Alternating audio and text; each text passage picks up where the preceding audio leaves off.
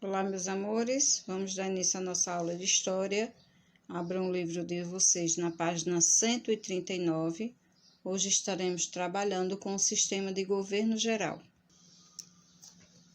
Sistema de Governo Geral, em função do desempenho insatisfatório do sistema de capitanias hereditárias, Dom João III, rei de Portugal, resolveu criar o Governo Geral, no ano de 1548. Era uma forma de centralizar o poder da colônia e acabar com a desorganização que havia se instalado ali administrativamente, em todas as capitanias que existiam. Contudo, com o estabelecimento do sistema de governo geral, as capitanias elas não foram extintas. Elas foram gradativamente enfraquecendo e assim revertendo a posse daquela capitania para a coroa portuguesa. Em 1548, o monarca português assinou o regimento real, criando o governo geral do Brasil, sem extinguir o sistema de capitanias hereditárias. Mas em 1549, Tomé de Souza, o primeiro governador-geral, instalou-se na capitania de Todos os Santos, tendo fundado a cidade de Salvador, que passou a ser conhecida como a primeira capital do Brasil. A razão disso foi a escolha pela sua posição estratégica, porque ela ficava à mesma distância das capitanias do Norte e do Sul, e também das capitanias de Pernambuco e São Vicente, até então as principais economias entre a cultura da cana-de-açúcar da colônia. As principais atribuições ao governador-geral era criar condições para a viabilidade econômica do Brasil, centralizar e coordenar a administração, defender a costa brasileira dos ataques estrangeiros, fiscalizar as capitanias, desenvolver economicamente o Brasil e defender os colonos. Os donatários deveriam ajudar e obedecer ao governador-geral, que era a maior autoridade da colônia na época. Durante o período do governo geral, houve algumas modificações. Dom João III enviou ao Brasil seu primeiro representante direto, o governador-geral, munido de amplos poderes. O governador trazia consigo um documento chamado Regimento Régio, que, entre outras coisas, determinava aos donatários e aos colonos a submissão às ordens do governador instalado na colônia. O governador-geral recebeu o título de vice-rei a partir do ano de 1720 e, por várias vezes, a administração do Brasil foi dividida entre 2 governadores gerais. Entre outras coisas, havia apenas um governador-geral, dependendo da necessidade do momento. E para ajudar os governadores gerais a dirigir a nova terra, foram criados aí os seguintes cargos: ouvidor-mor, que cuidava da justiça; provedor-mor, que cuidava das finanças e cobrava os impostos; e o capitão-mor, que cuidava dos assuntos militares. Eram, na época, uma forma de ministério.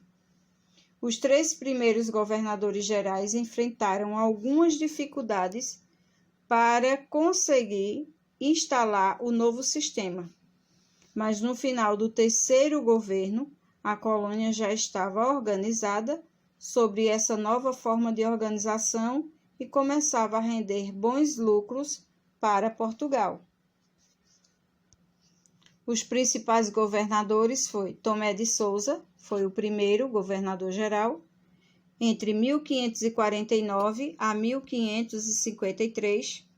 Ele chegou à Baía de Todos os Santos em 1549, trazendo povoadores, soldados, famílias de colonos e 6 jesuítas, chefiados pelo padre Manuel da Nóbrega, que vieram para ajudar a propagar a fé e a consolidar o domínio do território pela coroa portuguesa. Os jesuítas chegaram com a missão de converter os indígenas à religião católica. Foram recebidos pelos indígenas e por Diogo Álvares Correia, que era um náufrago português no litoral baiano desde 1510. Tornara-se influente junto aos indígenas, facilitando assim a colonização do Brasil. Ele recebeu o apelido de Caramuru, que significava filho do trovão, segundo a lenda, por ter atirado e matado um pássaro. Caramuru casou-se com a indígena Paraguaçu, filha de um cacique.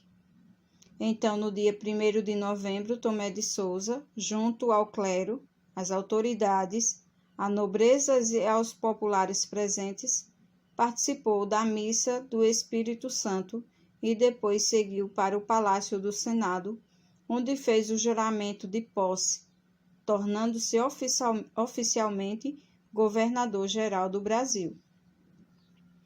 Iniciou a criação do gado na Bahia. As primeiras cabeças de gado vieram do Cabo Verde. Introduziu os primeiros escravos africanos no Brasil em 1550 para trabalharem nas plantações de cana-de-açúcar. Os escravos africanos eram adquiridos nas colônias portuguesas da África, como Guiné, Angola e Moçambique.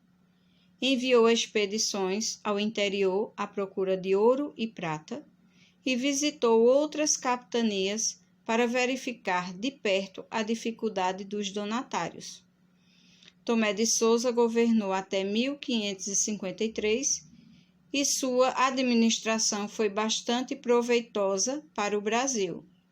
O segundo governador-geral foi Duarte da Costa. Ele ficou do ano de 1553 até 1558. A frota de Duarte da Costa, sucessor de Tomé de Souza, chegou à Baía de Todos os Santos em 1553. Com ele vieram vários jesuítas, entre eles José de Anchieta, que ainda era noviço e seria mais tarde o apóstolo do Brasil.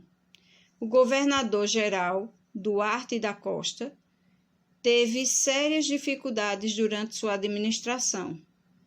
Houve muitos acontecimentos desagradáveis que marcaram seu governo, como lutas entre colonos e indígenas. Por esse motivo, os jesuítas e os colonos brigavam muito.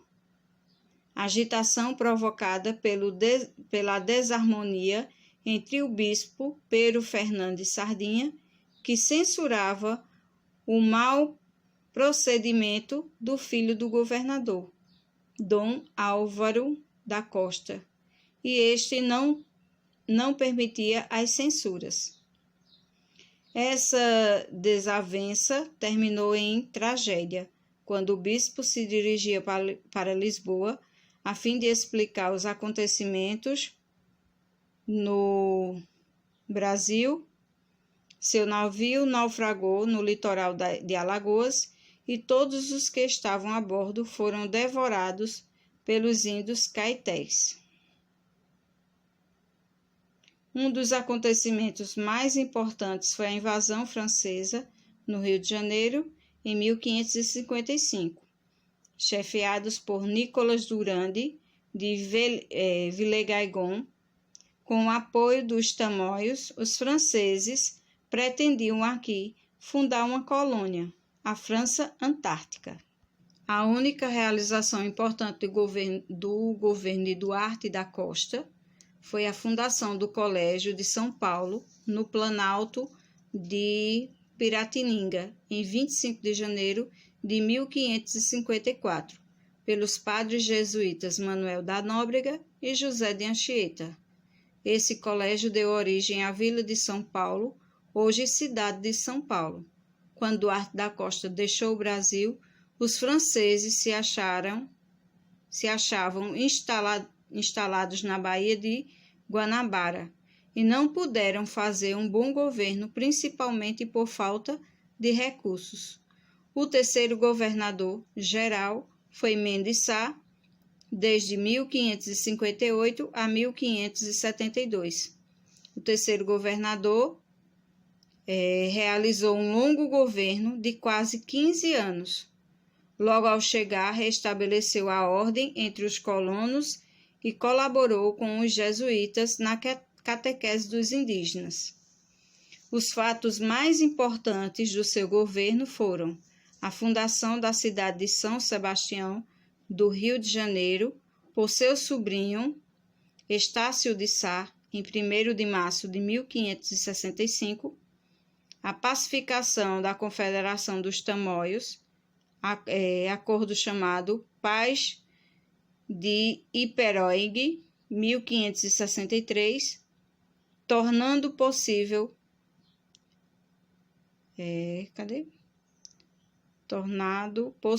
pelos padres jesuítas José de Anchieta e Manuel da Nóbrega. Expulsão dos franceses do Rio de Janeiro com o auxílio de Estácio de Sá, em 1567, e o desenvolvimento da agricultura e combate ao contrabando. Então, esses foram os principais fatos importantes do governo de Mendes Sá. Porém, nesse governo não houve apenas pontos positivos. Nele ocorreram